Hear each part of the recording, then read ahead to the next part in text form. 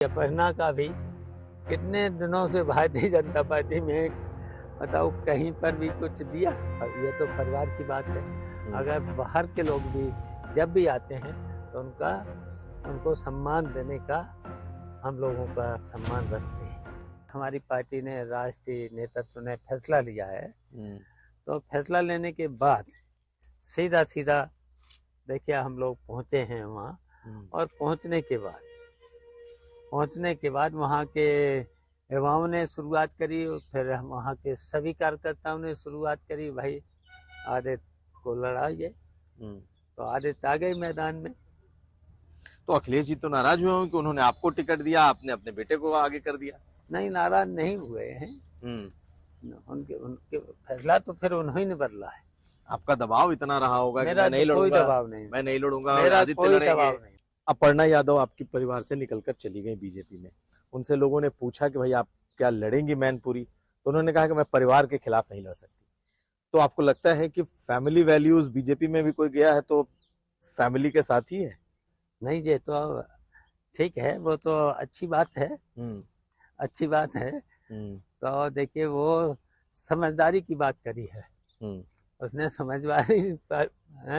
समझदारी की बात करी है।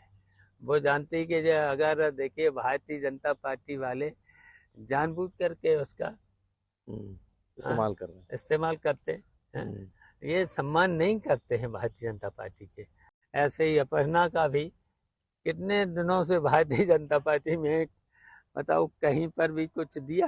तो आपको लग रहा है कि बीजेपी में चली तो गई लेकिन उनको न टिकट न सीट, अपमान, बीजेपी में अपमान है। तो उनको लौट आना चाहिए।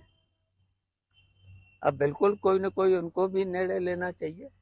मैंने निर्णय लिया था, डिम्पल का जब चुनाव था तो मैंने निर्णय लिया, और निर्णय में देखिए भारतीय जनता पार्टी हारी।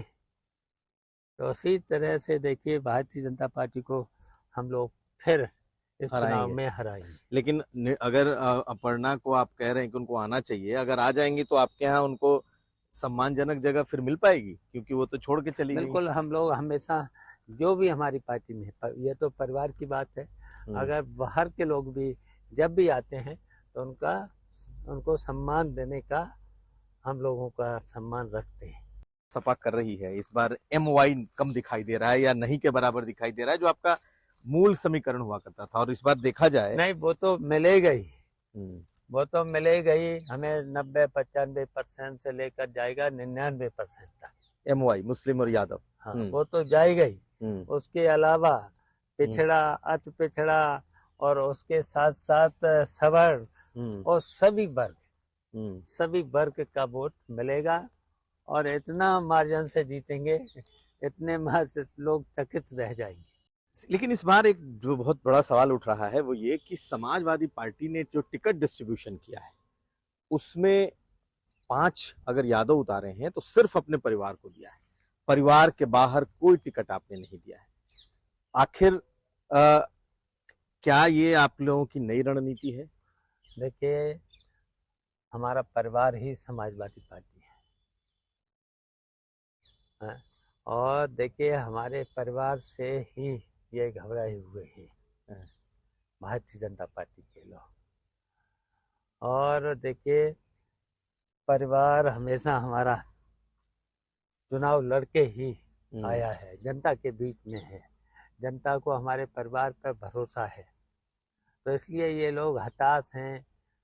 लेकिन आप लोग पहले तो बहुत चुनाव लड़ाते थे, ढेरों यादव चेहरे लड़ते थे, मुस्लिम चेहरे लड़ते थे। इसीलिए मैं सवाल कर रहा था कि MY समीकरण इस बार आपने छोड़ दिया है और आप समावेशी राजनीति की तरफ बढ़े हैं, लेकिन जब आप टिकट दे रहे हैं तो नहीं। देखिए हमारा, देखिए हमारे नेतृत्व का फैसला है जीतने का है, और जनता किसको वोट करना चाह रही है, और जो राष्ट्रीय नेतृत्व को हमारी की रणनीति है, और देख लेना जैसे रणनीति से समाजवादी पार्टी भारतीय जनता पार्टी को हराएगी। वहाँ पर डिम्पल को मैनपुरी में पसंद करती है जनता और वोट करेगी।